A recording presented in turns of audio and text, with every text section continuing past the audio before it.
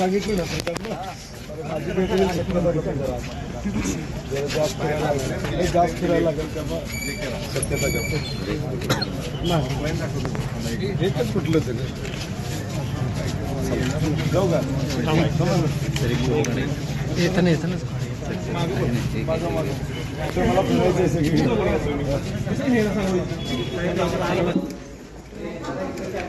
आता सस्तीला बोलाय की साहेब थोडं डायव्हर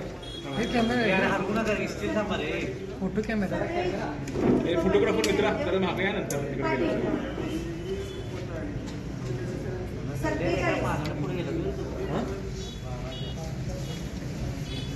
आमच्या पुढे गेला मागलं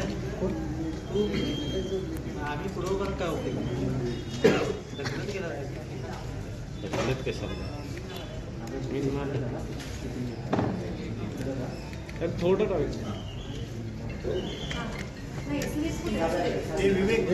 मामा जरा मागे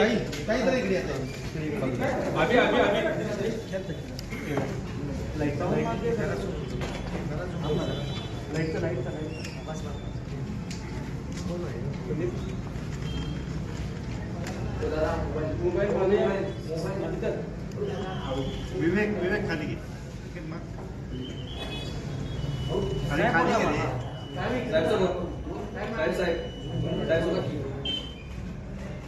साहेब एक मिनिट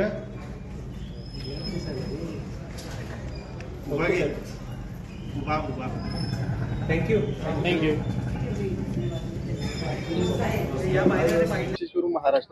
महाराष्ट्रामध्ये प्रचंड उत्साहात मतदान होतंय. अगदी चांद्यापासून बांद्यापर्यंत या सरकारला घरी बसवायचं आणि नवं विश्वासाचं महाविकास आघाडी सरकार आणायचा निर्धार महाराष्ट्रातल्या तमाम जनतेनं त्या ठिकाणी घेतलेला आहे.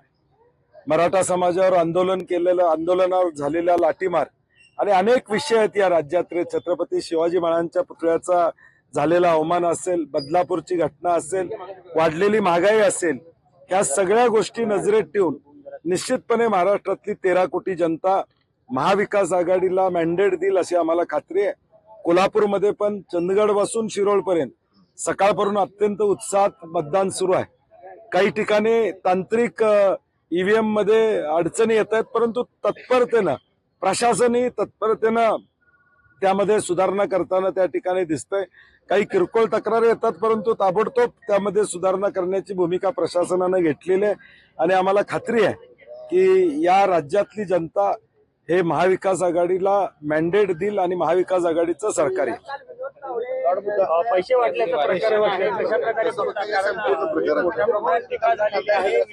मात्र साफ इन्कार केलेला आहे. नाही, हे सरकार खोकेवाला सरकार आहे हे महाराष्ट्राला माहित आहे. पैशाच्या ताकदीवर मतं घेण्याचा प्रयत्न हे सरकार करतंय हे आता महाराष्ट्रातल्या तमाम जनतेला माहित आहे. परंतु हे पैसे देऊन उद्याची महागाई अंगावर घ्यायची का, उद्याची बेरोजगारी अंगावर घ्यायची का, हा जनतेनं निर्णय घेतलेला आहे की हे करणार नाही. आणि सुज्ञ आहे जनता, हे सगळं उघड्या डोळ्याने बघते. महाराष्ट्राची ज्या पद्धतीनं इमेज आज देश पातळीवर चालली आहे ती मान झुकवणारी, या ठिकाणी मान खाली घालणारी आहे. आणि म्हणून ह्या सगळ्या गोष्टी बाजूला सारून महाविकास आघाडीलाच लोक मतदान करतील अशी आम्हाला खात्री आहे. राज्यामध्ये काय चित्र वाटतं तुम्हाला? ज्या पद्धतीने प्रचाराचे मुद्दे होते, आरोप प्रत्यारोप झाले, धर्म त्याबरोबर गॅरंटी, हे सगळे मुद्दे आले, महत्वाचे काय मुद्दे वाटतात तुम्हाला? नाही, मी म्हणलं सातत्यानं आम्ही सांगतोय महाराष्ट्रातला मध्यमवर्गीय महागाईनं पिचलेला आहे, बेरोजगारी वाढलेली आहे. एमपीएससीचे नव्हते एवढे आंदोलन या महायुतीच्या काळात झालेले आहे. आणि म्हणून महाविकास आघाडीचा जो महाराष्ट्र धर्म वाचवला पाहिजे या भूमिकेतून आदरणीय राहुलजी असतील, आदरणीय पवार साहेब असतील, आदरणीय उद्धव ठाकरे साहेब असतील, यांच्या नेतृत्वाखाली आम्ही एक विश्वासाचं सरकार देतोय.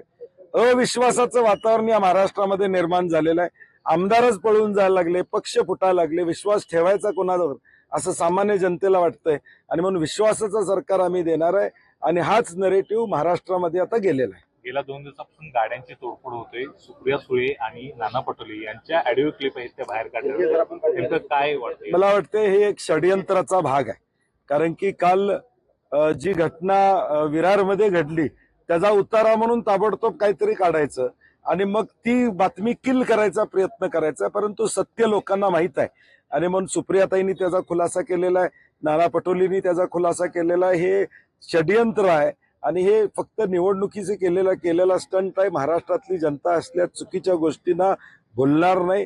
जे टीव्हीवर बघितलेलं आहे विरारमधलं ते सत्य लोकांच्या समोर आहे. कोल्हापूर जिल्ह्यात काय परिस्थिती दिसते? कारण नाही, मी म्हटलं जसं कोल्हापूर जिल्ह्यात देखील महाविकास आघाडीला प्रचंड मॅन्डेट त्या ठिकाणी, कारण की गेल्या 2.5-3 वर्षामध्ये टक्केवारीचे प्रतिनिधी या कोल्हापूरमध्ये टक्केवारीच्या माध्यमातून या कोल्हापूरला बदनाम करण्याचा प्रयत्न केलेला आहे. आणि आम्ही कोल्हापूरच्या विकासाचं विजन घेऊन पुढे जात आहोत. कोल्हापूर जिल्ह्याला पुढे घेऊन जाण्याचा प्रयत्न आमचा आहे. आर्थिकदृष्ट्या संपन्न जिल्हा करणे, रोजगार इथं देणे, शेतकऱ्यांना न्याय देणे या आमच्या भूमिका आहेत. आणि म्हणून कोल्हापुरात देखील महाविकास आघाडीचे उमेदवार 100% निवडून येतात. 25 नोव्हेंबरला राज्य सरकारची मुदत संपते, त्याच्या अगोदर सरकार स्थापन करावे लागणार. नाही, हे आम्ही त्याच्यात थोडे बाजार होईल असे नाही, हे ज्यावेळी तारखा जाहीर झाल्या त्याच वेळी आम्ही सांगितलं होतं की 2 दिवस सरकार स्थापनेसाठी, याचा अर्थ राज्यपाल राजवट आणायची आणि मग खेळ करत बसायचा. परंतु महाराष्ट्रातल्या जनतेला माझी विनंती आहे, हा खेळ होऊ द्यायचा नसेल तर महाविकास आघाडीचे 180 आमदार या राज्यामध्ये आले पाहिजे, जेणेकरून पर्यायच राहणार नाही. स्थिर सरकार ही आजच्या काळात महाराष्ट्राच्या प्रगतीसाठी काय पाहिजे तर स्थिर सरकार पाहिजे. हे असलं चुकीचं सरकार, फोडाफोडीचं सरकार नको. आणि म्हणून राज्यपाल 26 तारखेनंतर आम्हाला तशी वेळ येणार नाही, कारण की मॅक्झिमम जागा आमच्या येतील आणि राज्यपालांना आम्हालाच बोलवावं लागेल. जिल्ह्यात 10च्या 10 जागा अशा पद्धतीने पुन्हा भाजपचे नेते मला वाटतं अमित शहानी परवा स्टेटमेंट केलेलं आहे काय होणार काय नाही होणार. तशी वेळ त्यांच्यावर येणार नाही. ते दिवास्वप्न आहे त्यांचं. सरकार महाविकास आघाडीचे येऊन मुख्यमंत्री आमचाच होणार. पण काँग्रेसनं आतापासूनच स्ट्रॅटेजी आखायला सुरुवात केलेली आहे. डी.के. शिवकुमार यांच्यावर जबाबदारी दिल्याची चर्चा आहे. नेमकं काय? नाही, शेवटी निकाल लागल्यानंतर त्वरित पावलं उचलणं हे प्रत्येक पक्ष करत असतो. सत्ता स्थापनेसाठी ज्या गोष्टी कराव्या लागतील त्या करण्याची भूमिका तिन्ही पक्षाची असेल. सतेज पाटलांचं प्रिडक्शन काय आहे, फिगर काय सांगते? नाही, मी म्हणलं तसं महाराष्ट्रामध्ये 180 जागा या निश्चितपणे महाविकास आघाडीच्या येतील. क्या कहेंगे